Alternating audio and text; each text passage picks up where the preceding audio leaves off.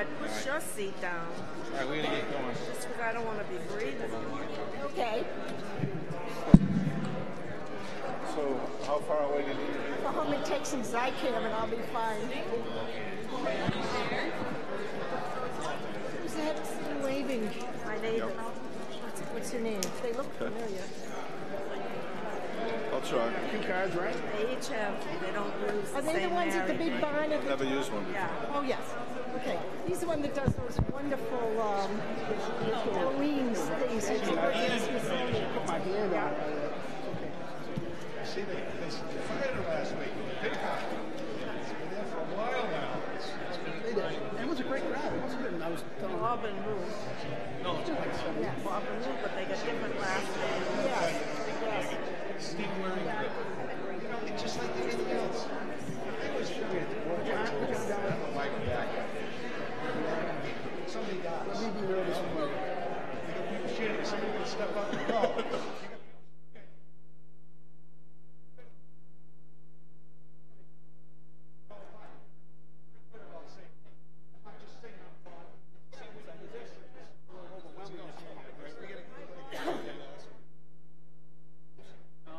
All right, ladies and gentlemen, it's 5:30. We'd like to get started. If you take your seats.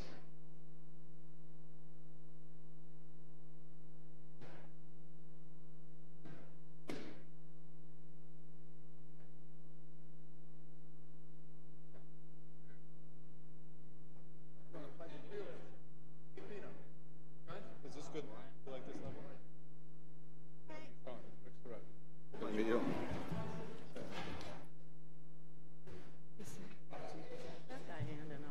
All right, welcome everybody. Thank you very much for coming. This is the Wolfeboro Area Chamber's 17th Candidates Forum, believe it or not. And we have I'd like to give a special thanks to Wolfeboro Community Television, doing a live broadcast this evening. Also live streaming on wolfeboronh.us. And if you miss any part of it or want to see it again, it'll be on their YouTube channel and broadcast on Channel 25 through March 12th. Today's forum definitely would not be possible without our volunteer efforts, and especially our moderator, Randy Walker of Walker and Viney, PC. He has donated his services to this event for 15 years now. Randy? The floor is yours. Thank you very much.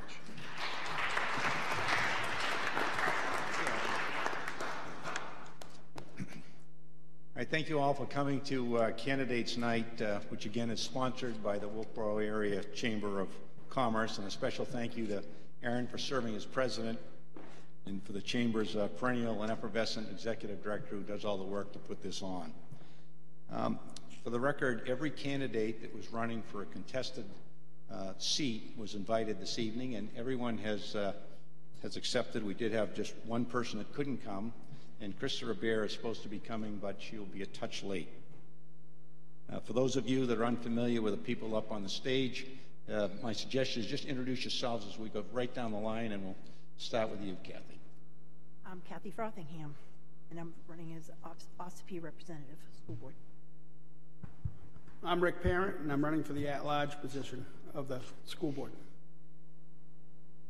Dana Streeter, and I'm from Ossipee, and I guess I'm running against someone. All right, thank you. Rick Surratt, I'm running for the school board at large. I'm from Brookfield. Sean Coop, I'm a candidate for police commissioner. I live in the Orchards, right down the end of Pleasant Valley. Bob O'Brien, running for the position of Wolfeboro for the police commission. Lenny Pino, and I'm running for police commissioner as well, and I live on Interlakes Way. Jerome Holden, and I'm running for the zoning board of adjustment. Suzanne Ryan, running for zoning board of adjustments.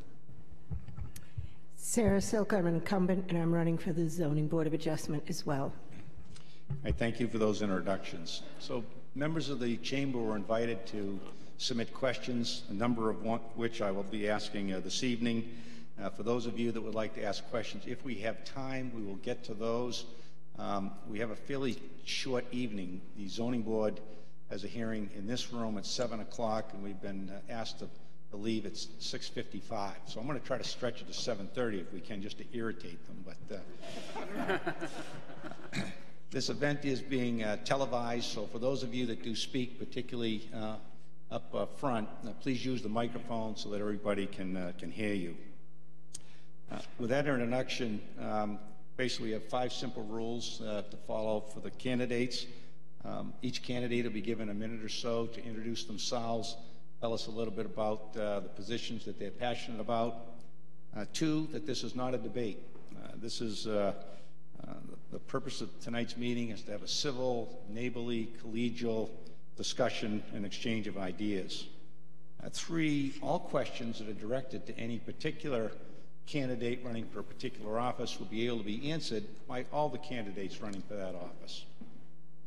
Now, 4, if you'd like to comment on what another candidate has said, just raise your hand and we'll be able to loop back in to have a response. And then after roughly an hour and 20 minutes of questions, we'll have closing remarks. Again, we'll give everybody a minute or 2. It's a little bit discombobulated to have 4 different elections all at in one candidate's night. It'd be much easier for the moderator if we just had one group, but we'll get to all of you with various questions. And then finally, please all remember to vote March 12th. The Wolfeboro voters will be right here from 8 in the morning to 7 at night. Please bring a smile and your driver's license when you come in to vote. It's always much appreciated. So let's start with introductions. And we'll go from left to right. We'll start with Catherine Frothingham. Catherine, you open it up. Okay.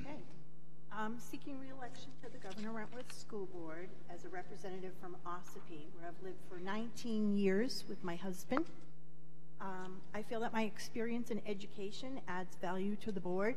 I have a New Hampshire certification in elementary education and special education.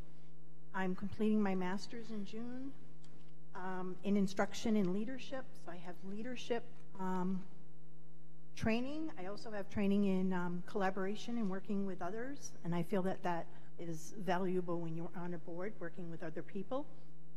I believe in listening to everyone's viewpoint, researching to make informed decisions. I've been proud to serve on the school board since 2015. I love every aspect of this district, from our beautiful facilities, our dedicated staff, our students who are highly motivated, our families, and our communities who support us, who support their students in their schools.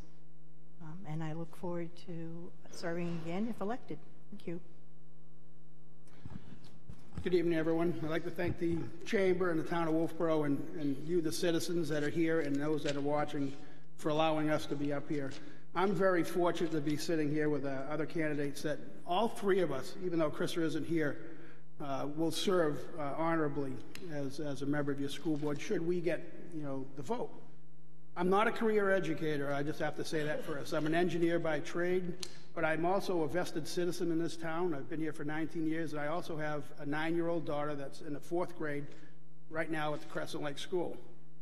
That being said, not being an educator, I've had the pleasure of being a substitute teacher the last few weeks, mostly in the Ossipee Central School and then here in the Carpenter School, and it just gave me a different perspective as to what those teachers go through, what resources they really need, and some ideas and maybe some changes.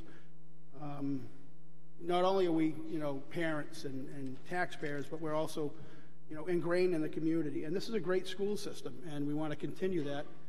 And if I am elected by you, the citizens of the Governor Wentworth Regional School District, I will honorably serve. And I hope I earn your consideration tonight. Again, all 3 of the candidates that are running for the at-large position are great candidates. Please vet all of us, Rick, myself, and Krista. Everybody should have a fair chance at this. Thank you. Mr. Streeter. Hello, my name is Dana Streeter from Ossipee, and I was born and brought up in Dalton, New Hampshire, and I've been in education for 26 years, retired, fully retired. I have a business background also, working as restaurant managers and chefs in the local area. You may remember Edwards on Lake Wentworth. a long time ago. I worked for Ed Zuloff. And like I said, I just retired, but I'm not ready to sit home and watch the snowflakes fall down. So, and again, like the gentleman before me said, even though we are pro-education, we can also be watchful for the taxpayers' dollars. Taxpayers and Governor Wentworth have been very supportive, and we're grateful for everything that everybody has provided for the school system. And having said that, I don't plan on being a snowbird, a bluebird. I want to retire here. So therefore, I am also very frugal. My wife says that I'm a little bit too frugal, that when I walk, I squeak. So anyways, I see both sides of the current dilemma that we seem to be in. Pro-education, quality education, and then watch, can we do something about the spending?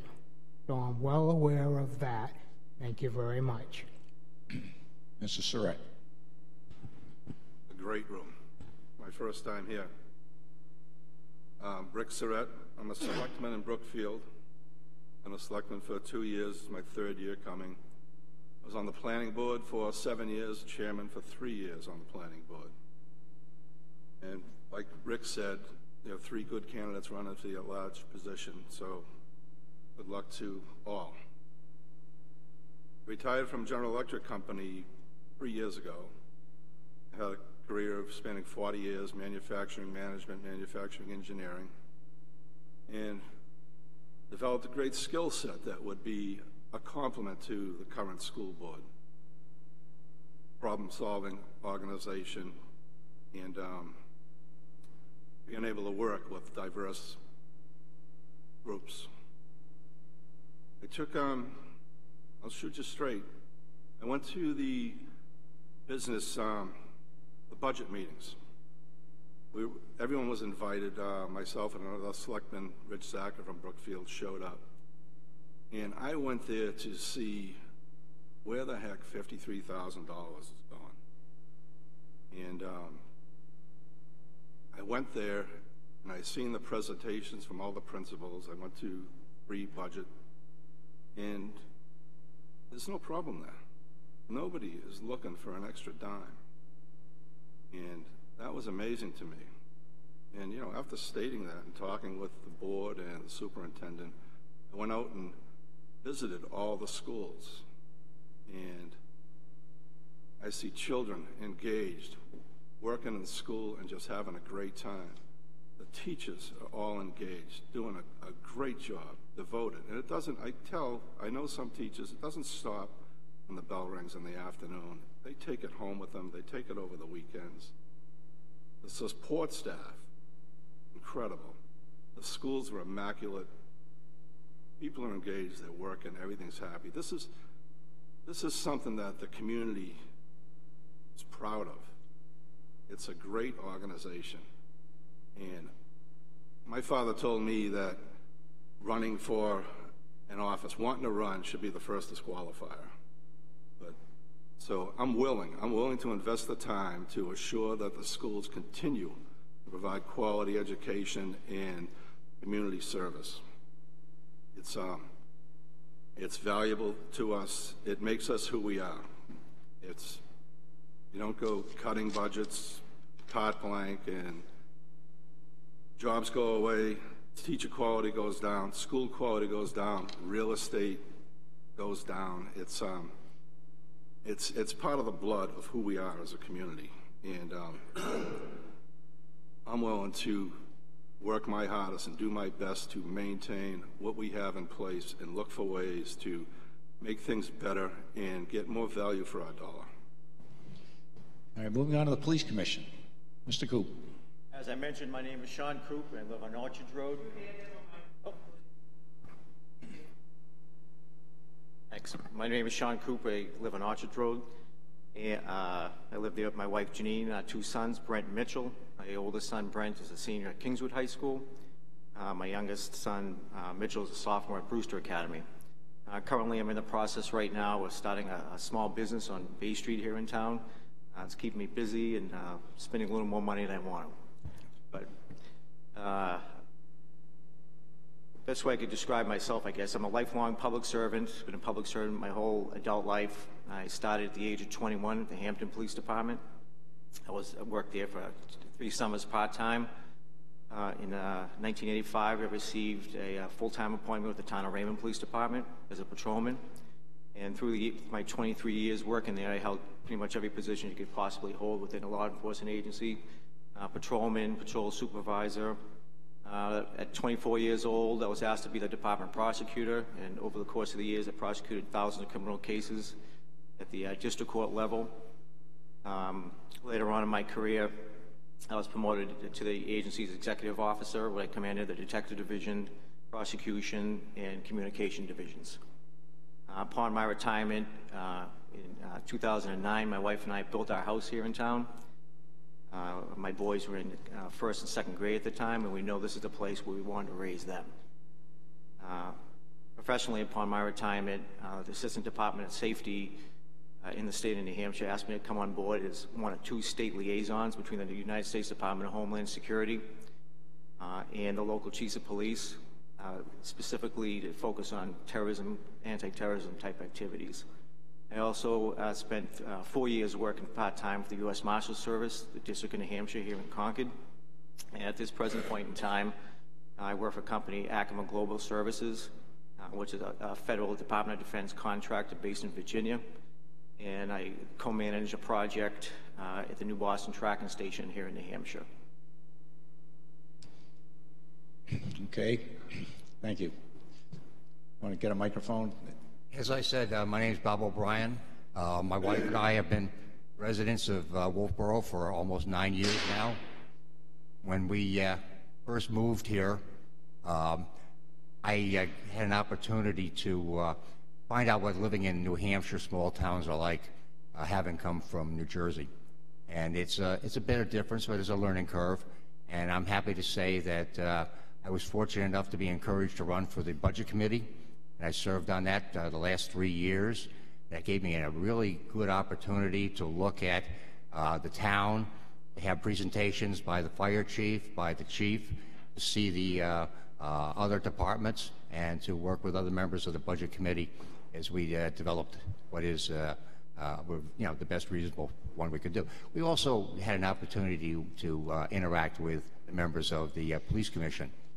And my background, having been law enforcement, it encouraged me to look at that.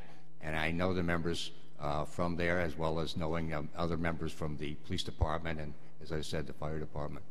And I'm interested in emergency management, having, again, that being much of my background. My reasons for wanting to becoming the police commission are that I have, again, based on my law enforcement background, my education, and my interest in activities with the township, thinking that I can do an honest and forthright position if I am elected to that, and would look forward to it. I was saying that one of the things that is important to me is volunteerism and participation. My background here, having moved, as I said, I've been a member of the Rotary Club. I've been a member of the Lakes Region Newcomers Club. I've been a member of the Community Emergency Response Team Development, and I work with Chief Rondo on terrorism for that. I'm an instructor for the state, teaching emergency management and emergency preparedness. I'm also a member of the Carroll County Public Health Department, working with them, again, to develop emergency planning. I've been a member of the New Hampshire Boat Museum as a board member. I've been a risk manager for the boat regatta race for 2 times. I've also been a member from Kingswood Youth Center, and for the last 7 years I've been a ski instructor for the disabled at Gunstock Mountain. Now, that might sound like I'm busy. However, my time in law enforcement was the same thing. And please be quick if you could. You've run a little over your time Okay. now. Well, my background there was I was retired as a captain. I was the internal affairs investigator. I attended the New York City Internal Affairs School. I graduated from Seton Hall University with an advanced degree from the New Jersey State Police Graduate Program in Advanced Police Management. I have a postgraduate certificate in public administration, and also working with other agencies. So I will conclude. I think that's enough. Thank you. Mr. Pennell. Good evening. My name is Leonard Pino, and I'm running for the position of Police Commissioner here in Wolfeboro. I have resided here since 2001 and a permanent full-time resident since November of 2013. My wife and I enjoy living here year-round. It's been said that I'm probably going to be a snowbird, and the answer to that is absolutely not. Hopefully, you've seen my signs, vote experience, and vote integrity. I have over 20 years' experience as an auxiliary police officer and police commissioner in Attleboro, Massachusetts. I'm a retired bank president with 40 years' experience in all aspects of banking. I hold a Bachelor of Science in Management cum laude and a Master's of Business Administration in Management from Johnson Wales University. I believe in being active and involved in my community. I demonstrate through my association in Wolfeboro, my past affiliations in Massachusetts. Currently, I'm active with the Wolfeboro Rotary, a member of the Finance Committee of St. Catherine Drexel, a board member of the NIC, and currently sitting as a board member for Holy Rosary Credit Union. I'm very familiar with the budgetary process that the chief has to go through and present to the Budget Committee, and I find that very interesting. And also, I think I can lend, and it's one of the main reasons that I chose to seek out the position of commissioner, because I think I can lend my expertise to the chief in any way that he would ask. Also very familiar with construction, as I've handled numerous construction loans over the years, both residential and commercial. So I'm bringing not the professional law enforcement that my two competitors are, but I'm bringing a little bit of that along with the education and the banking side of it. And I believe that my experience and education will allow me to assist the Wolfeboro Police Department and its rank in the upcoming years and with the projects that they have coming. Thank you. Jerome? My name is Jerome Holden, and I'm asking for your support to be on the Wolfeboro Zoning Board of Adjustment. Most of you know me as the sign guy from JC Signs. I've been in Wolfeboro since 1995 with a business on Grove Street. I have been in front of the ZBA several times in the past few years, and I've noticed that there were no business owners appointed to the board, probably most likely because business owners wouldn't have time to do that. But I wanted to take the time. Now that the position is electable, you, the people, get the chance to elect a pro-business candidate for ZBA. It will be helpful to businesses struggling to open or expand by being understanding to their issues. My family owns the Old Country Store in Moultonborough, so I was raised in a retail business environment and understand the many stresses of being a successful business owner. I promise to be fair and objective in any applications brought before the ZBA. The environment and the small town appeal of Wolfeboro are very important to me. However, we must allow for growth in our business community so that we have funds for the future projects and infrastructure improvements. Please vote for me on March 12th. Thank you. Suzanne? My name is Suzanne Ryan. We moved to Wolfeboro in 2001. I live in East Wolfeboro, up near Cotton Mountain. And I have served on the ZBA as a full voting member since 2008 through 2018, serving as a clerk and vice chairman. During those 10 years, I've seen a lot of changes. I've seen voting members and alternates come and go. And I have seen a new town planner join us. And I have found that the mix and changes are challenging. And from how efficient the board runs to adoption of rules of procedure, varying levels of knowledge. It's always proved interesting and rewarding, and hopefully the decisions have been beneficial to the town. The ZBA is a very important land use board. I think that would probably run under the radar for the most part. You probably think of the planning board more than you do the ZBA, but the decision-making from the ZBA is very critical to what the planning board puts in place. I had served previously in Rockingham County for 20 plus years on a planning board, so I come with a good land use background. Rockingham County was at that time the fastest growing county in the state. And I was fortunate enough to be part of the adoption of the state's first lot size by soil types. And I also learned from that the importance of the perspective of growth, what growth does to a community. There's good growth and there's bad growth. And on the zoning board, you have to look at the broad spectrum of your decisions as to how it affects the neighborhood and how it ultimately affects the community. In 2007, here in Wolfeboro, I was a member of the Master Plan Committee, and I worked on the infrastructure section. Currently, I'm a member of the 2019 Revision Master Plan, and I worked on the Natural Resource Revisions chapter. Hi, Steve. I see you were a member out there, too, on that particular task. To date, I'm serving on the future land use section. I've continued to attend many law lectures, and I also attend planning board meetings annually when they propose their new zoning amendments and changes to get a perspective as to why they're doing what they're doing, and to get a handle on or an understanding of the reasons why, because those reasons that they put in place, those land use regulations, are reflective to the ZBA's decision making. Now the town zoning board of adjustment enters into a new era.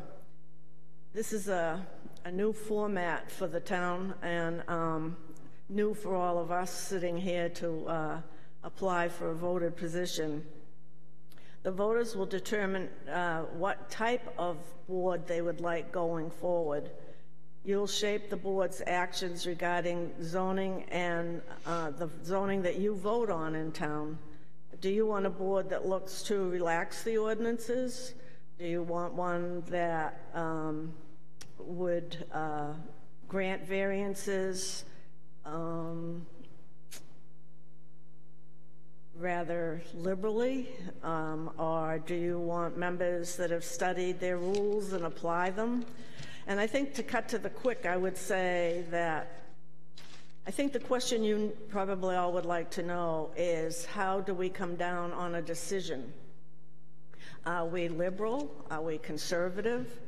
I'll tell you right out front that I am really, when I look at the laws, the case laws, and the rules that we have to run by, I would consider myself a strict constructionist when I look at a law. I understand that landowners have rights and abutters have rights, and so therefore you have to bring into that thought process a balance. Thank you. Sarah? I'm Sarah Silk, and I'm running for this position on the ZBA, and I want to thank him for the live broadcast, because I don't think the voters get enough opportunity to find out about those people that they're voting for, and I want to thank the Chamber. One position or another, I've probably been here a good portion of those 17 years. I've been in Wolfeboro since 1985, and by 1986 I was on the Conservation Commission. I have a lot of experience. I have 13 years on the Board of Selectmen, and I've been a member or in leadership roles on the Conservation Commission, the Agriculture Commission, 2 master plan updates, emergency management, hazard mitigation, 30 years as hazardous waste site coordinator and the Wolfeboro representative to the Lakes Region Household Hazardous Product Facility Joint Board, trustee of the museum, and have positions in various nonprofits such as the Friends of Abenaki Board, and I'm also their secretary. I think this vast crossover experience gives me a lot of knowledge and sensitivity to issues pertaining to town boards, ordinances, regulation, New Hampshire RSAs, right to know, myriad input at public meetings, and the difference between public speaking ability and a public meeting, ethics and recusal and conflict of interest, and I've gone to a lot of different trainings relative to all that, and I feel that I'm able to implement unbiased and educated decisions based on my experience and my training. During 2018, 21 cases were heard before the ZBA. 18 were approved, 2 were withdrawn, and only 1 was denied. ZBA decisions weigh property owners' wishes, and they also have to consider the will of the thousands of local voters that have expressed their desires through voting for ordinances within the town. Court decisions and state RSAs also play into the decisions that are made. Evidence that's presented, both testimony by the applicant and concerns from the abutters, are also very important, and the facts that you've actually observed when you go out on viewings. For example, we have a ZBA meeting tonight, and we were at 2 different viewings this afternoon. Many applications ask for minor special exceptions that are something that's possible as listed in the ordinance, but you have to meet certain guidelines. Then you also have to consider the impact of the nature of a variance, which is a request for something that is specifically denied. There are points you have to meet, and you need to do your homework to have this position. I would continue to attend the meetings if I am elected. I don't sell any products or services that are frequently at issue before the ZBA. I disclose any potential conflicts that I feel I might have, and utilize recusal to avoid expensive litigation to the town, which the taxpayers pay for in the end. I attend the educational trainings.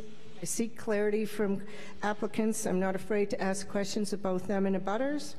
And I feel that I can get a fair basis for an equitable decision, and I would try to do my best to serve the voters and the taxpayers, and I would appreciate your vote on the 12th. Thank you, Sarah. And Krista. Good evening. I'm Krista Hebert. My residence is here in Wolfeboro. I'm running for the position of the at-large member for the school board. My background is that I have a master's in education, I hold a bachelor's, I have certifications in elementary ed, special ed, working with emotionally handicapped students, learning disabled students. And I have spent 40 years of my life absolutely adoring going to work every day. And of those 40 years, 30 of them were spent in Governor Wentworth. And I'm very thankful for those 30 years of working in the Governor Wentworth district. I've always admired the school board and what they have done and how thoughtful they are to the needs of the students and to the taxpayers of the district. As the at-large member, your responsibility is to look at each different town and be able to represent different communities. When Ernie Brown stepped down, which I thought was just a shame personally, but when Ernie Brown stepped down, I thought, I have worked with these families for 30 years. I've been in and out of their towns for 30 years. I've taught their children for 30 years. And I believe that I bring to the school board a very well-rounded perspective on education.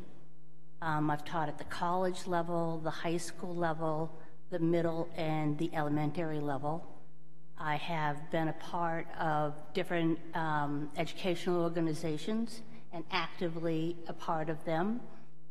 I was the first teacher to be elected to the New England League of Middle Schools Board of Directors and became their first teacher as the chairman of the board. And the only reason I'm bringing those two things up is that I think the board stands in a leadership position for the community in leading the teachers and the administrators that are there. And I think those kinds of experiences have given me the ability to lead and to analyze situations. And also during that time period, I was fortunate enough, because it was a wonderful learning experience, to eventually be the chair of finance for the New England League of Middle Schools. And that in itself, having a budget of $1.5 million certainly doesn't compare to Governor Wentworth's budget, but it does give you an understanding of setting priorities, looking at the needs and seeing how they fit into the philosophy of what you want to accomplish. And I believe that I can be very mindful of that for the taxpayers being one, and now that I am retired on a fixed income, being very mindful of that. So I thank you for the invitation tonight. And Randy? So two things have become clearly evident to me. One is you all took way too much time with your introductory remarks, so we're going to probably cut off your closing statements because you, I think, sort of did those. Secondly, it's pretty clear to me that all of you are inherently qualified, and we just need to expand the number of positions available so you can all get elected. That having been said, let's get right to the questions. And the first question is for the Police Commission, and we'll start with Mr. Pinot. We'll go from right to left if we could. And the first question is this. The Boston Globe ran an article last week on marijuana. Quoting the Pew Research Center study, said in 1964, 80% of the U.S. population was against legalization of marijuana. But today, it's only 30%, 34% that's against. And conversely, 10% were in favor of legalization. Today, 62%. So in that 50 years, the public has clearly swung to the side of favoring legalization. What's your position on marijuana and as a police commissioner? I have to say that Microphone. I have to say that as far as the legalization for recreational purposes, I do not believe in it. Maybe it does have some medical benefits, but recreationally, I am not convinced that it's good. I'm convinced it will lead to other addictions. And what really bothers me is the epidemic that we have throughout the country with the opioid crisis. And is marijuana a possibility of one of the influencing factors that leads to the opioid crisis? So that's what, for that reason, I am just not in favor of legalizing it for recreational purposes. Thanks for your brevity, and if we can all continue in that vein, that would be great. Mr. O'Brien. Well, you brought a question that's right to my experiences. In my time in the police department, I was a narcotics detective. I ran a bureau. I also worked with the township. We had in New Jersey a program called Municipal Drug Alliance, and I was a member of that. It was an organization who planned to work out strategies for dealing with drug addiction. In addition to that, when I left the police department, I was hired by Integrity, which is the largest substance abuse facility in the state of New Jersey. It has 360 beds of people who have long-term addiction for 18-month treatment. I was the general manager of administration. I also did grant writing and accreditation and did presentations. I think I learned more about drug abuse and the causes of it from dealing with all of the residents that were there. And that taught me, just like he brought up, that if you're looking at something as a gateway drug, it is a long history of that. I do not believe that recreational use is mild as it's made out to be In fact, the substance today is much more powerful that's being used for recreational use. For medical use, if it's truly there and it's backed by medical reasons, which are understandable, I have no problem with that. However, I do challenge persons who want to use it recreationally. Mr. Coop. Thank you. In its pure form, I do mirror exactly what these two gentlemen have said. I do support marijuana use for medical purposes. I absolutely do not support it for recreational purposes. I myself, same as this gentleman, spent some time working with the New Hampshire Attorney General's Drug Task Force. Being on the front lines of law enforcement, I've seen exactly the devastation that illegal drug use does to families. It's extremely expensive, it's extremely harmful. And here we are, 7 or 8 years into one of the most devastating public safety issues of my lifetime, which would be the opiate crisis. And it costs just, so many lives, so much money. And I firmly believe, because I've seen it with my own eyes, I've lived it, that marijuana is definitely a gateway drug. And I think, the smartest thing we could do as a state, as a community, is to sit back and just, what's the rush with this? Let's just take a little look at what the other states are doing. We have Colorado that's, well into legalized recreational marijuana. We have Maine now. Massachusetts just passed it. Why not step back, be really prudent, take a look, and let's see. Let's see where it leads. I understand the statistics that you talked about already. I do know that many, many more people support it than 10 or 20 years ago. But I don't see the harm in waiting to see. Let's really take a good look at what happens in Colorado. Like anything else, the devil's in the details. And things that we might not think about now is something that we might see a year, 2 or 3 years down the road. So it's just smart to watch Colorado, watch California, watch Maine, and watch Massachusetts, and really maybe revisit it after that time. All right, the next question's for the ZBA. This is the first year that we've elected ZBA members. Why do you think the voters opted to remove the power of appointing ZBA members and making it that we, the voters, would get to vote on that issue and changing what we've had for decades? And so why don't we start with Jerome and go left to right? I think it is because the business community's been underrepresented on the ZBA. That's the reason why I'm running. I don't feel that we've gotten fair hearings because of that, mostly. Suzanne? I think it boils down to a simple democratic process. It's allowed by state law, and why shouldn't the people decide who they would like representing them? And Sarah? I think that it's sort of a reflection of the attitudes about government in general. Always before, the Board of Selectmen had appointed members to the ZBA, and I think there was perhaps a question in people's minds whether they were having enough input as a voter by not having the ability to choose who to put on the ZBA.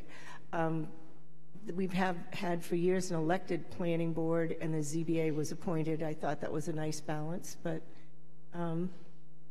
I guess I don't feel strongly either way. All right, the next question will be for the school board. We'll deal with control. Should schools be controlled by the federal government, no child left behind, state government, or should we be more controlled at the local or district court, local or district level?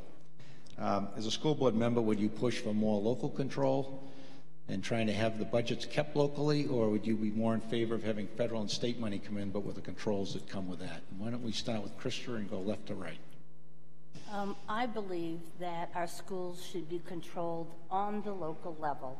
I think the further away from the local level you get, the less control we have, and we know what our children need. Now, I do think that the federal government should set out some guidelines, the state should set up guidelines, but it should be our decision on how we implement them. When it comes to the financial aspect of that, I I think I'm a Jack Widmer fan in that I think it is atrocious that the state or the federal government put in programs like No Child Left Behind, or promise the educators that they will support their retirement, and then they back it out, and for lack of a better word, they dump it on the local communities. And I think that makes the school boards look bad because it makes it appear that their budgets are inflating, which in fact they really, depending on how you look at it, aren't. They're being handed by the burden by the federal and state governments. Catherine? And I agree with Krista. I also think we should have local control, but the federal government and state sometimes have unfunded mandates that we locally have to pay for and support. So to have unfunded mandates that, you know, guidelines are a great idea. You could, things that, you know, you can look at and you can say as a community, do we want this for our school? Is this what we're looking for? But to have, you know, just say it's all local control and no government funding is not the answer either, because we can't afford to have, you know, no funding at all. So I think it has to be a balance between us as a community and if government are going to have mandates, then they need to fund them. And the retirement system is one of the ones that they reneged on, as Jack likes to say, but that is true, and that because of that, that's where our budget has gone up. It's the retirement system and the things that we don't have control over, that as a local community. Richard? I think it's an awesome question. There's an amendment in the United States Constitution that states that anything not granted to the federal government should be kept within the state. I believe that the state should have control, especially on a local level.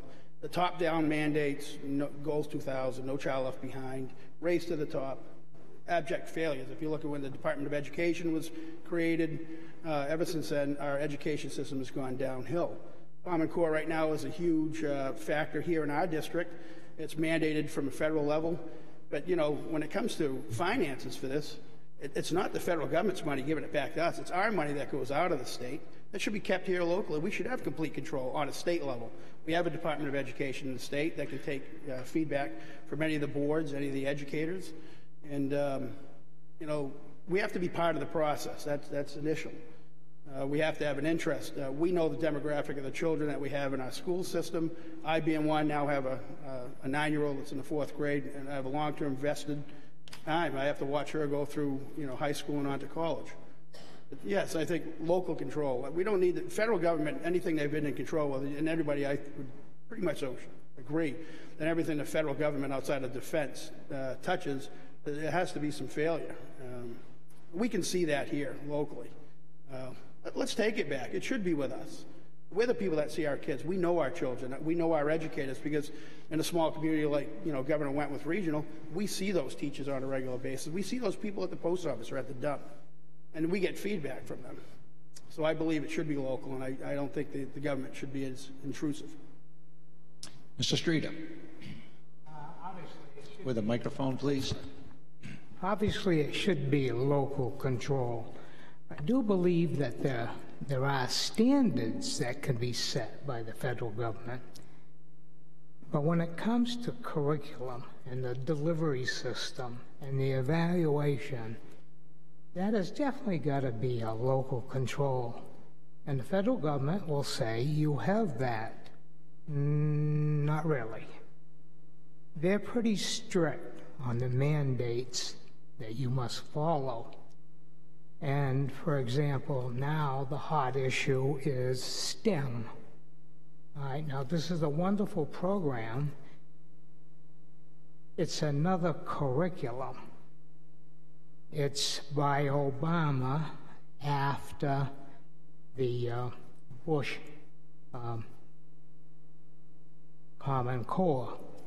Now, there are good parts in STEM because it requires a person to expand their thought process, inquiry, and also normally there is an end result.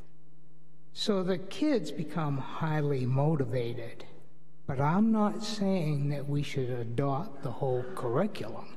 We should just adopt some of the lesson plans that are included in that. STEM is a lot like vocational education. The kids see the instant reward. They fix the car runs. They bake the cake, they eat the cake. They get that instant reward. Sometimes today in education, a lot of students, especially in math, they can't see how they're going to ever use the math. Well, obviously, we're adults. We know the difference.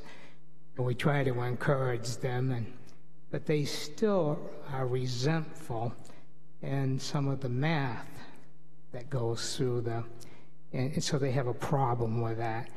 But again, if it's applied to building something, for example, an aquarium, a fish tank, a garden, you use all the technology that's involved and they see an end product. Do we want mathematicians or do we want students that can, if a businessman says, I'll sell you that coat, if you can tell me what the cost is after I deduct 20%. You know, there's a lot of students that can't do that. And yet we want them to be mathematicians. So that's another thing why I say local control. We can set standards for, yes, high-end advanced math courses, but like Conway is talking about having a math course and being... Could you wrap it up a little bit? Oh, okay. Well, that's it. All But, right. okay. Mr. Surratt.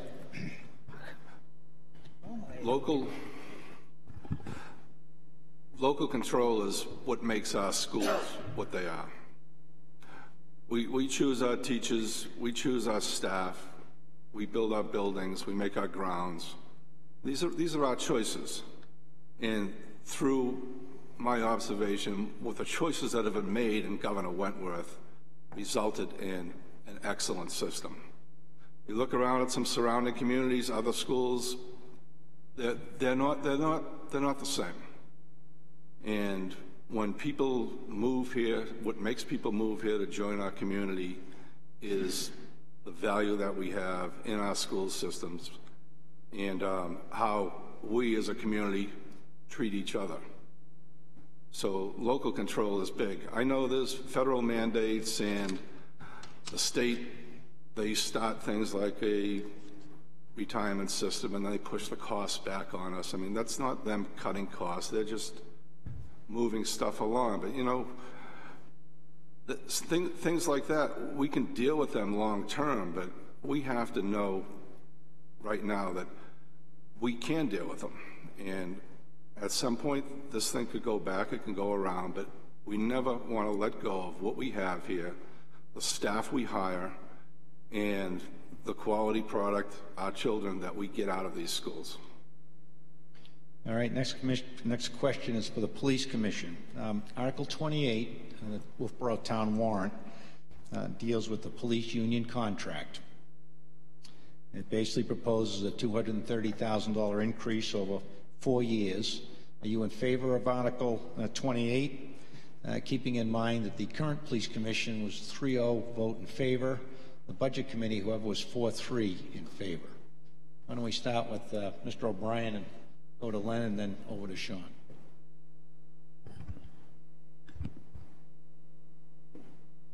There's two parts to the pricing for the police. You have the standard line for officers, and then you have the superior officers as a separate line and a separate bargaining unit. Looking at both of those together, It is my experience from 3 years on the Budget Committee that the standards that they have and that the amounts that are being given to them are reasonable. And of course, one of the important parts that we can't forget is that these are negotiated, and as across the board for the officers, we want to see that they have a decent living wage, and that one of the nice things about the Wolfeboro Police Department is the reputation is excellent, and that there is no issue getting officers who want to come here for employment. So I think that speaks to the quality of the salaries that they receive. Thank you. Len? Very much in favor of paying a very fair wage. The rank and file of our department have probably one of the toughest jobs to do. They don't know from day to day what they're going to face. And I think, as Bob alluded to, I think you've got to pay them a fair wage so that people will want to come here and work for our police department. So I'm absolutely in favor of paying the fair wage. Sean? Thank you. Also, I am very much in favor of the article.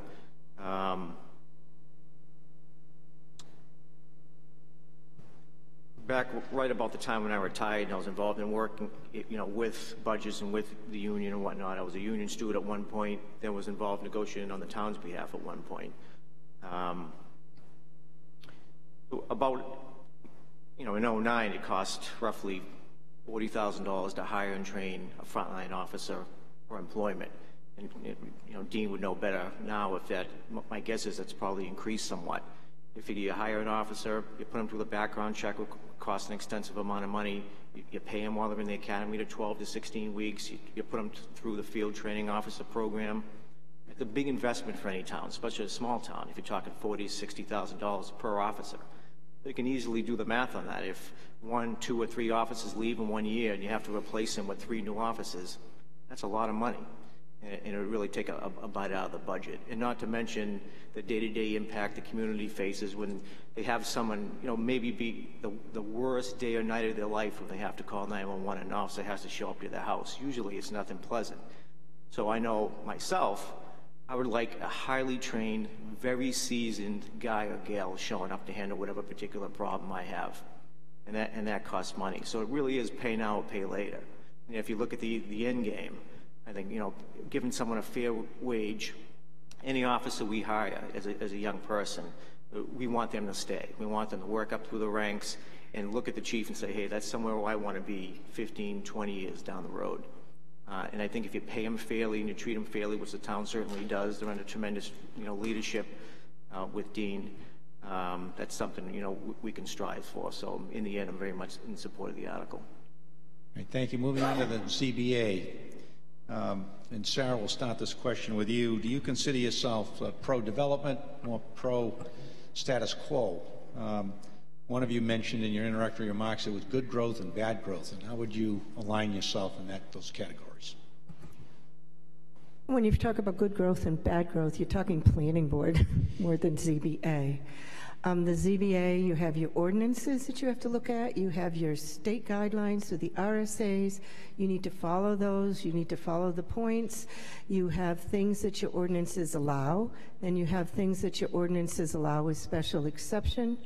Then you have things that aren't allowed that you have to also make a decision on by following state points. So I'm not sure if the question was really focused on what the ZBA actually does, because the ZBA is not exactly the growth, pro-growth, no growth.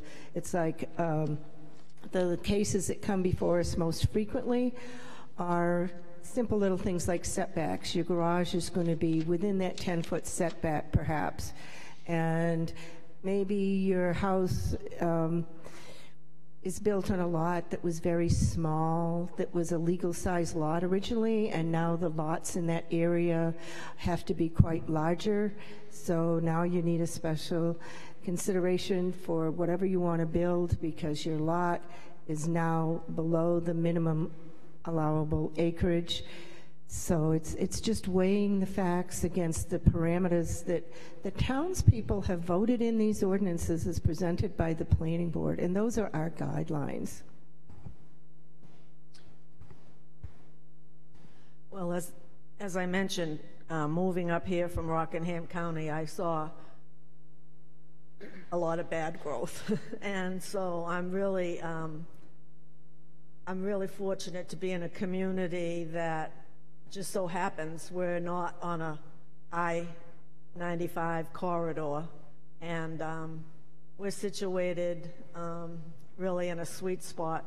We won't see that kind of growth that I saw before. But let me just say that the ZBA's decisions can affect growth. We have before us people come in with 1 or 2 lots and they want to expand upon them.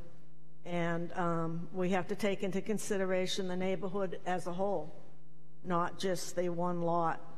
But before I came, I looked up, I was curious to see in the years that I served, the 10 years that I served, how many variances we gave out,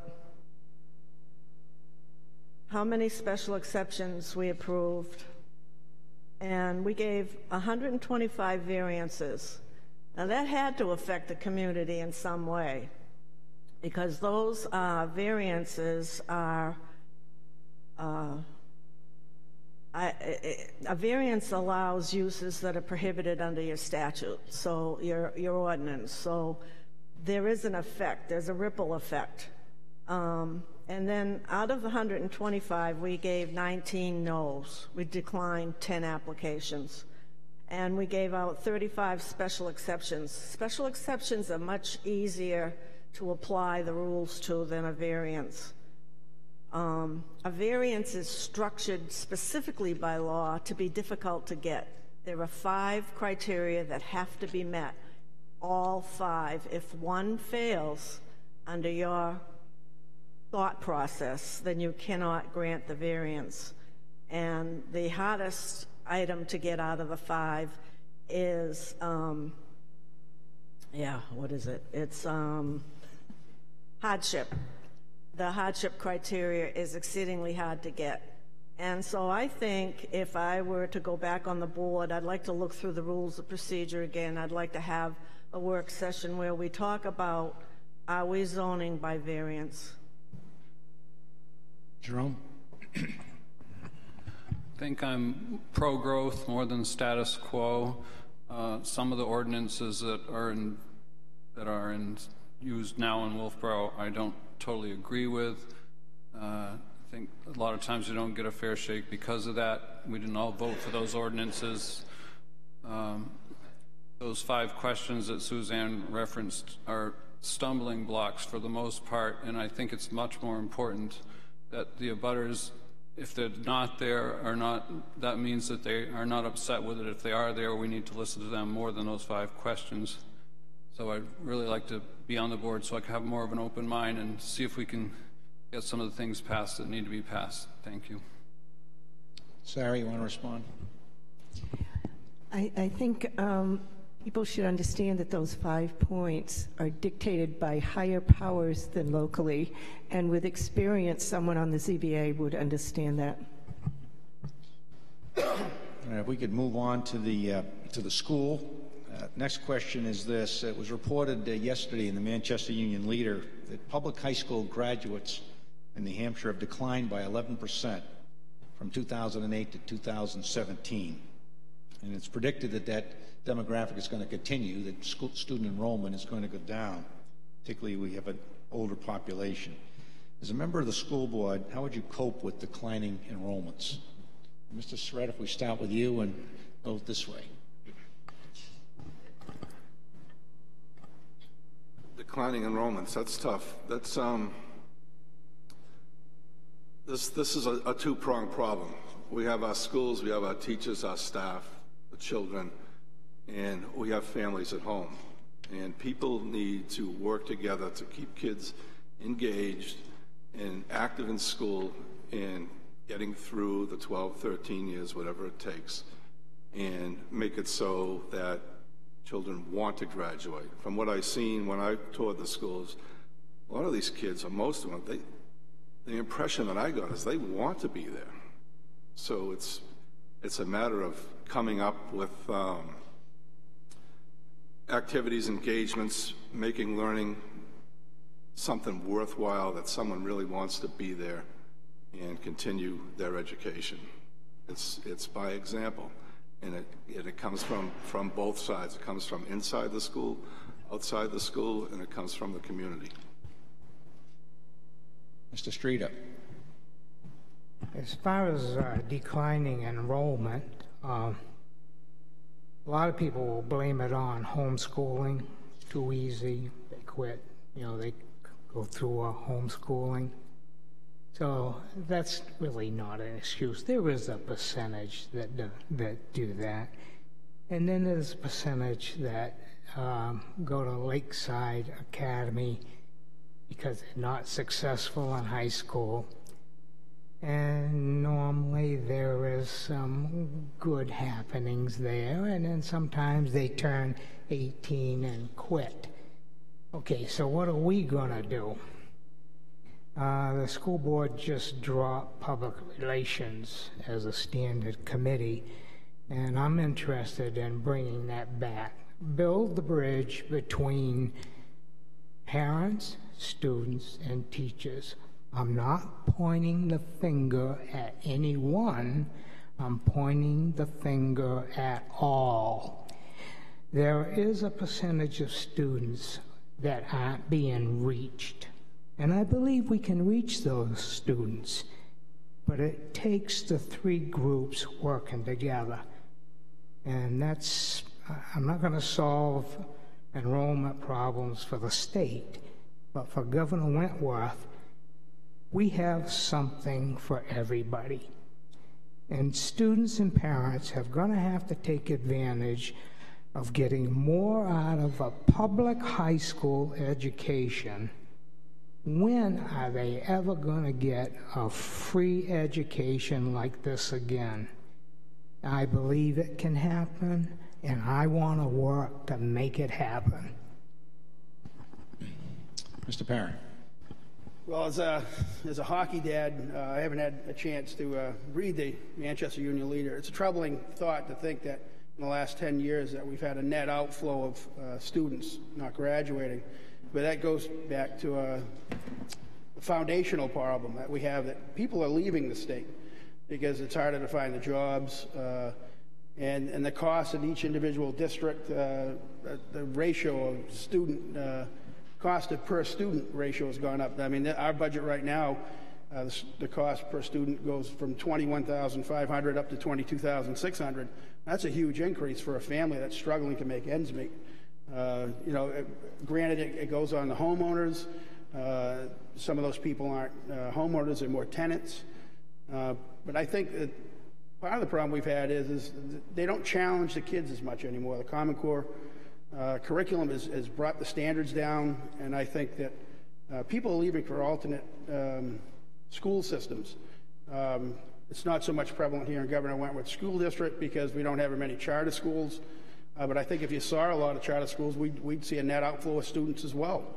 More options for people that want to have their children challenged, because what we need to do is raise the bar and make it for our students to be more competitive in the work environment. I mean, it's great that the idea is to have every child go to college, but the technology center here could use some adjustment. We could have some other programs that actually not cater towards more of a different environment than what we have here. But it's an unfortunate thing. It's something that we'd all have to work on. But think about it. The budget has a huge effect on who stays local and who leaves. And we can't sustain that. Catherine? I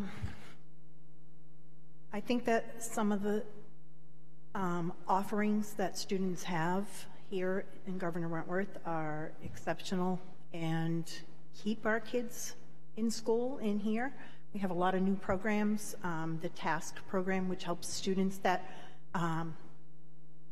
might be struggling in school, and since they've implemented that, their students dropping out or going to Lakeside has decreased. The Renew program connects an adult in the school who's highly trained to work with a student who might have difficulties outside of school, because we have a lot of kids with a lot of difficulties outside of school. And then as a school district, when we saw our enrollment dropping, rather than eliminating teachers, we looked around and we said, what can we do to increase the enrollment? And we brought in Middleton.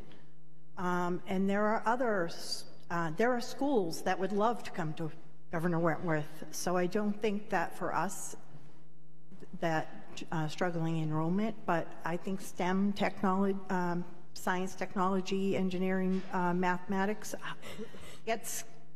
gives kids that might not make it through school something else to be successful in, as well as the vocational center.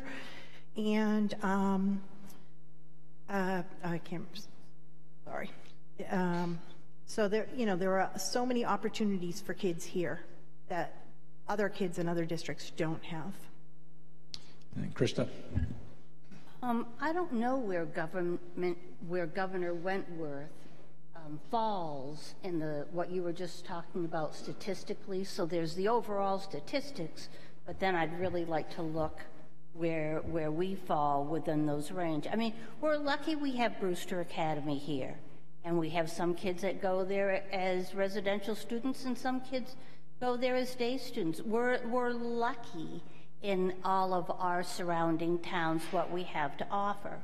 I think that the question that most gets to me is, how do we get our kids to be invested enough in their own learning and their own education to commit not only to walk through the doors, to put in their seat time, but to invest in their own learning and to learn to accept and take responsibility for their own behavior. That's the big deal to me.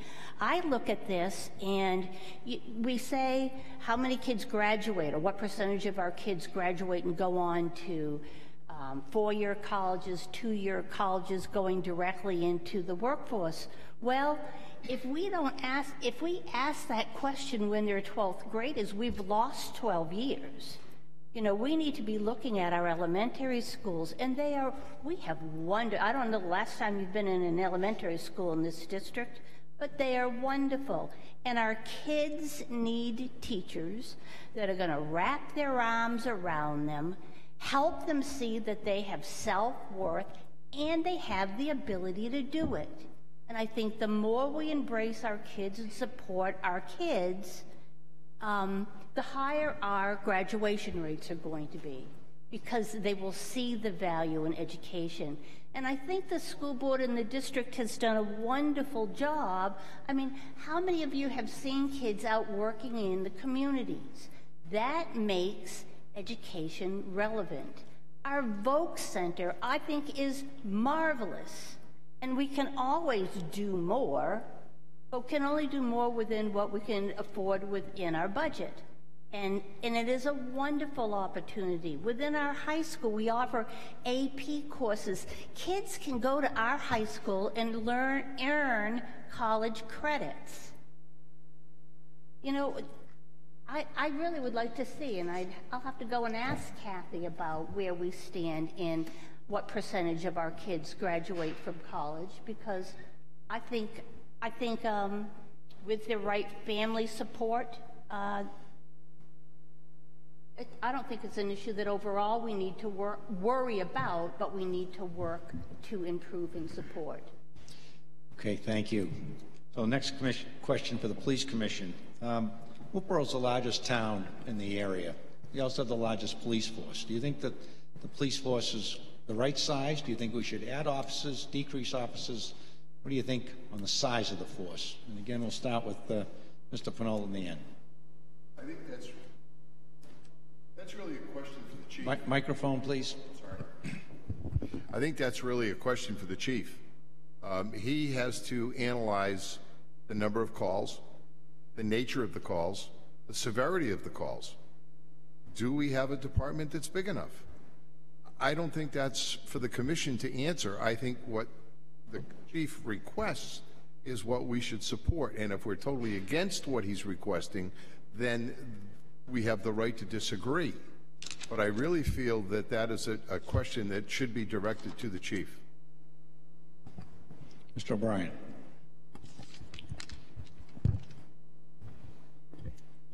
It's a little unfair for me. I came from a 116-man police department, and so conditions were quite different.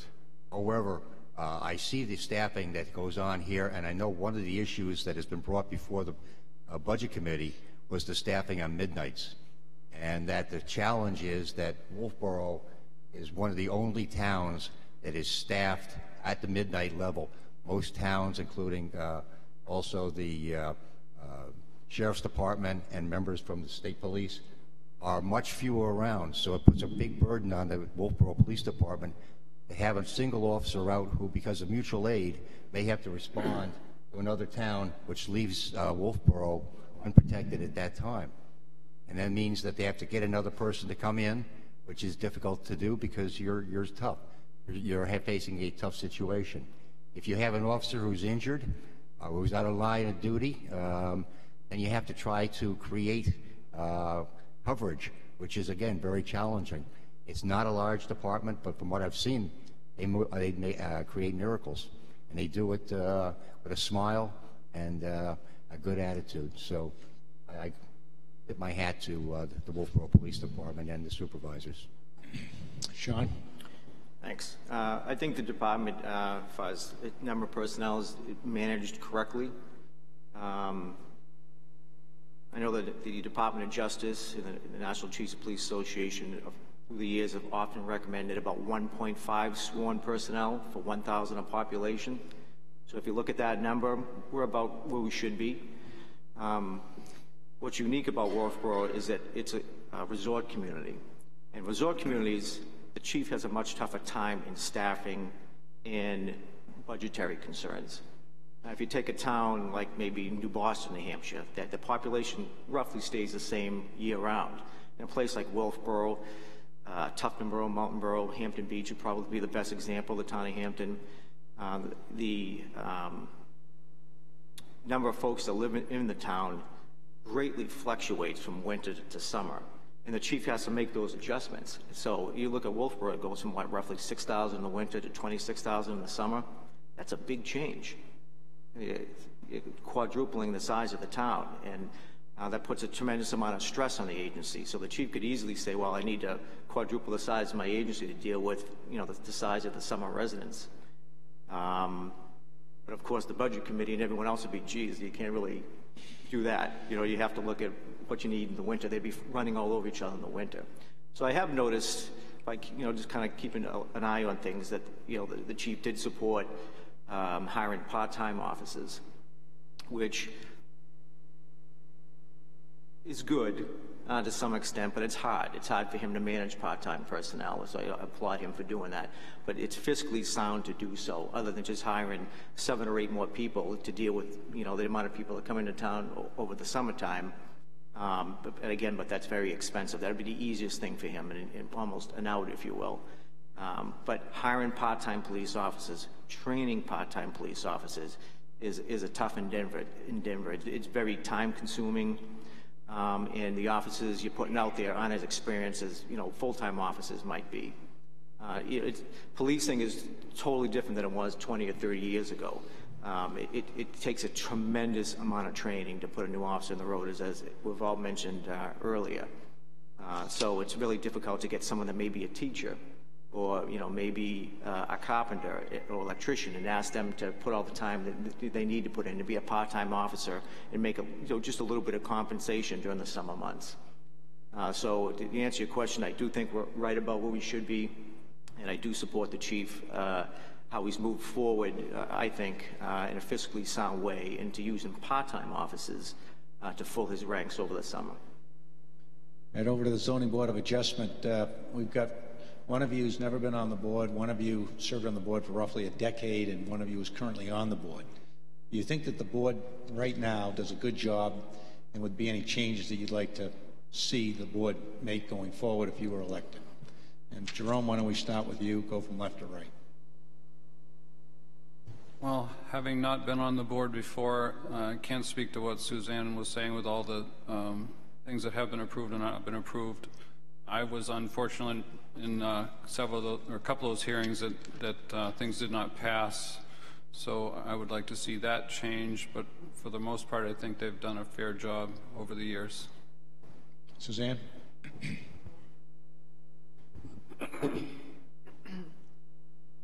I would say that with the change in planning administration, I've seen an improvement by far. And I would say also that the chairman of the zoning board has a good rounded background and is good leadership. But one thing that needs to be addressed is the rules of procedure. They haven't been looked at for a number of years, and I think they're lagging behind. Sarah?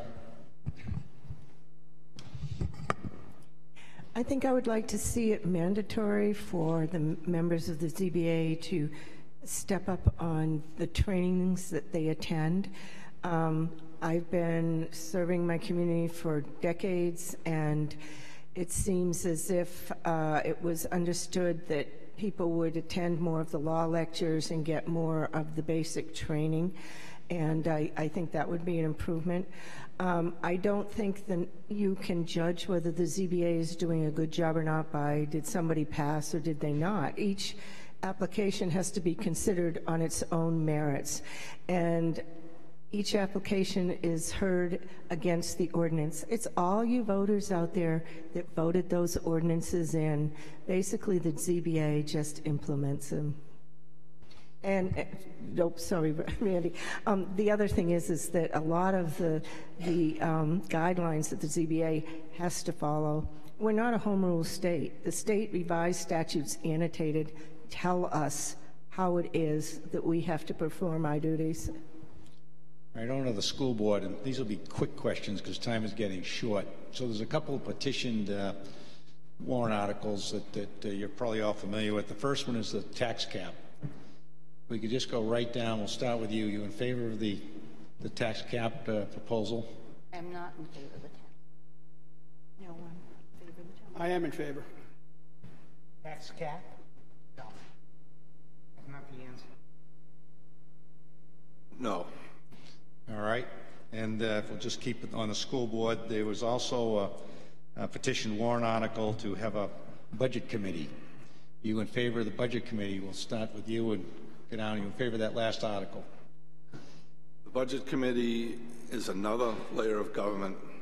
The school board is elected to develop the budget, and it is what it is. What the budget shows is the cost of doing business.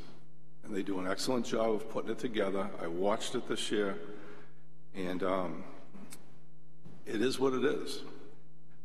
You want the school tax to go down. People don't like high taxes. Again, also with the back to that cap, it's a ridiculous reaction on how to control costs. You have to get in.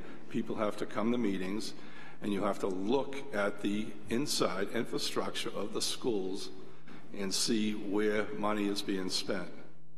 There are many ways to cut the budget within the schools just by looking at what we do in the schools, how we move around the schools, what's redundant, what can we do faster or better. I mean, the first swag through that when you go into an exercise like this always comes out with a pretty good chunk of cash. And nobody gets hurt. People end up being happy. It's they're working better, they're more effective.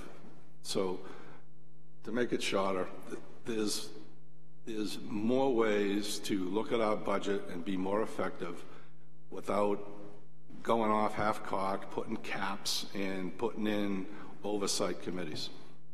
Mr. Streeter.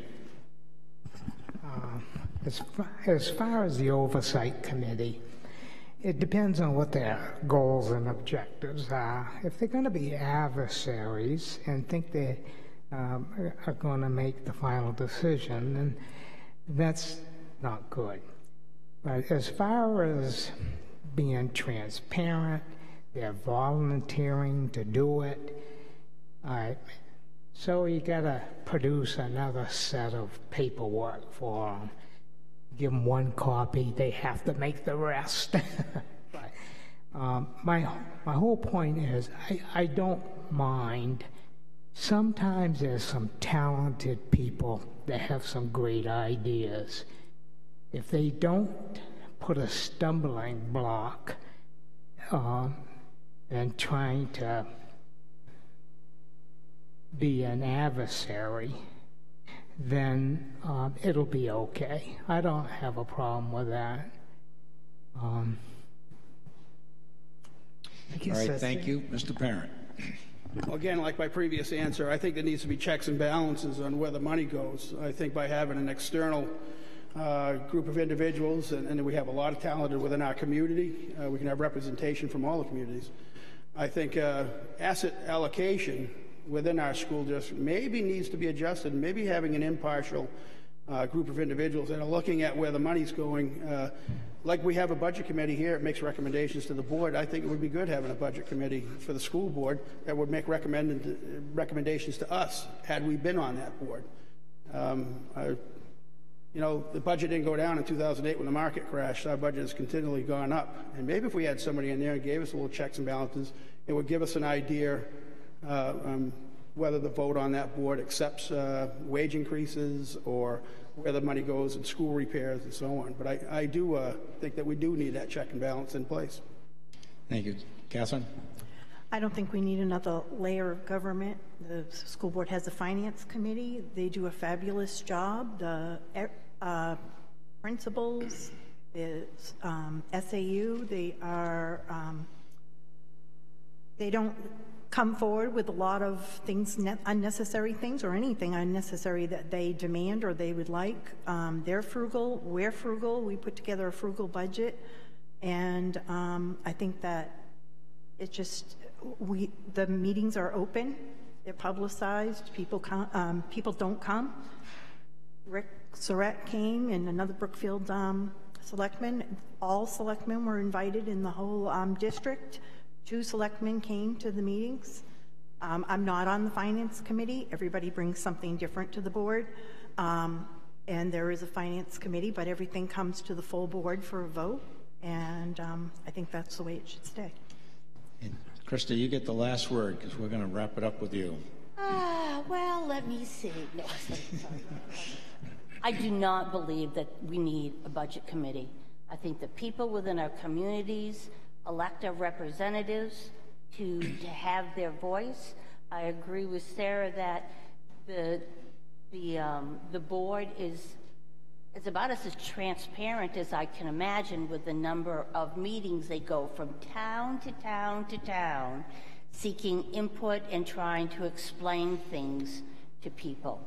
I think that if people don't like what's going on, then they should get up out of their seats, leave their Grey's Anatomy behind, and that they should, in fact, show up at the budget committees to have a say, and if that's what they want to do. And the board welcomes that. So I don't think there needs to be another branch of government overriding us. All right, candidates, wish you all the best. Thank you all for coming. As usual, we could spend another hour or two, and time always runs short. Ladies and gentlemen, thank you for coming. We promised we'd be out by 6:55. We're a little past that. I see the group trying to get in behind us, so we are adjourned. Thanks very much.